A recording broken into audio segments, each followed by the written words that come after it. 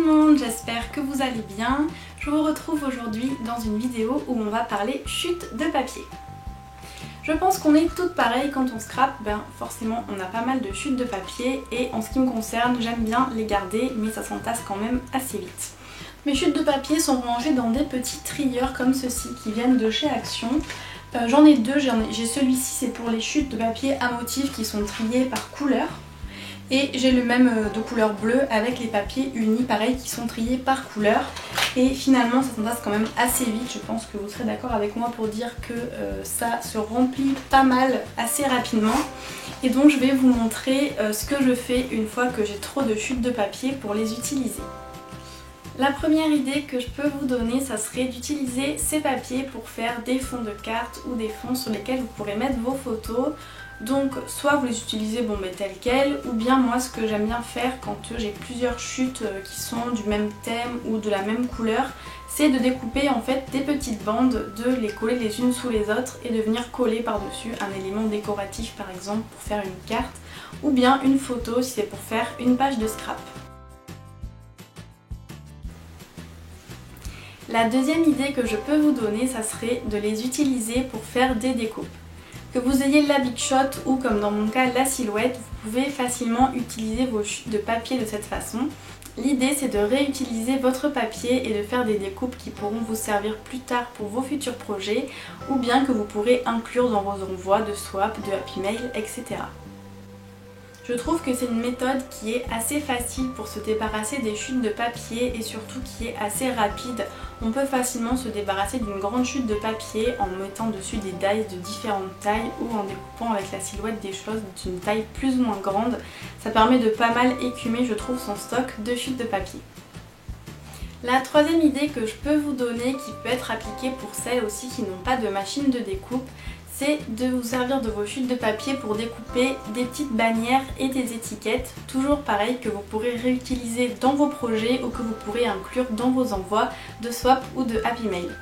C'est quelque chose qui est assez facile à faire, alors vous pouvez le faire avec votre machine de découpe bien entendu, mais pour toutes celles qui n'en ont pas, c'est quelque chose qu'on peut faire très facilement à la main et le rendu est vraiment super sympa.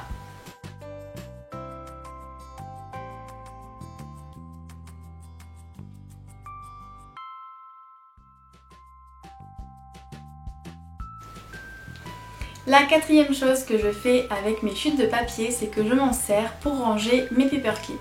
J'ai fait une vidéo à ce sujet, je vous la mets juste au-dessus dans le petit i ou bien dans la barre d'informations si vous souhaitez la retrouver. En fin de compte, je coupe des morceaux de papier de la taille d'une carte de Project Life et j'y insère à l'intérieur mes paperclips pour les ranger. La cinquième chose que je fais avec mes chutes de papier, c'est que je m'en sers pour me découper des cartes de Project Life. Quand j'ai une chute de papier qui est assez grande, je m'en sers pour me découper deux cartes, une de 3 par 4 et une de 4 par 6, qui vont ensuite me servir pour décorer mon album de recettes. Mais si vous faites du Project Life tout à fait classique avec des photos, si vous avez des papiers que vous aimez beaucoup, vous pouvez également vous précouper en fait aux dimensions souhaitées des petites cartes que vous réutiliserez plus tard pour mettre dans votre album. La sixième idée que je peux vous donner pour réutiliser vos chutes de papier, c'est de vous créer des embellissements embossés. C'est-à-dire que j'utilise cette astuce beaucoup avec mes papiers qui sont de couleur unie et les tampons que j'aime particulièrement. Je vais tamponner sur mon papier avec de l'encre à embosser et je vais ensuite par-dessus embosser avec de la poudre et mon pistolet à chaleur. Ensuite je les découpe et ce sont des embellissements que je n'ai plus qu'à utiliser dans mes futurs projets. Ce qui est bien avec cette astuce, c'est que vous voyez directement ce que ça donne, le tampon embossé quand vous êtes sur un projet. Vous n'avez pas besoin de vous demander est-ce que ça va bien rendre, donc vous l'avez déjà qui est prêt. Vous n'avez plus qu'à le mettre sur votre projet et voir si ça vous convient. Numéro 7, je me sers de mes chutes de papier pour fabriquer des cadres. Pour ça, c'est vraiment très facile à faire, il y a besoin d'avoir un cutter de précision et un tapis de coupe, ainsi qu'une règle et un crayon à papier pour marquer les endroits où vous devez couper et c'est vraiment quelque chose qui est très simple à faire et qui peut s'utiliser, je trouve, très facilement dans n'importe quel projet scrap. Pour terminer, la huitième et dernière chose que je fais avec mes chutes de papier, c'est que je découpe des toutes petites bandelettes et je m'en sers comme si c'était du washi tape. c'est-à-dire que je vais les découper et les coller sur mon projet avec de la colle en petites bandes pour faire comme si c'était ce morceau de papier comme un washi qui tenait mon élément en place.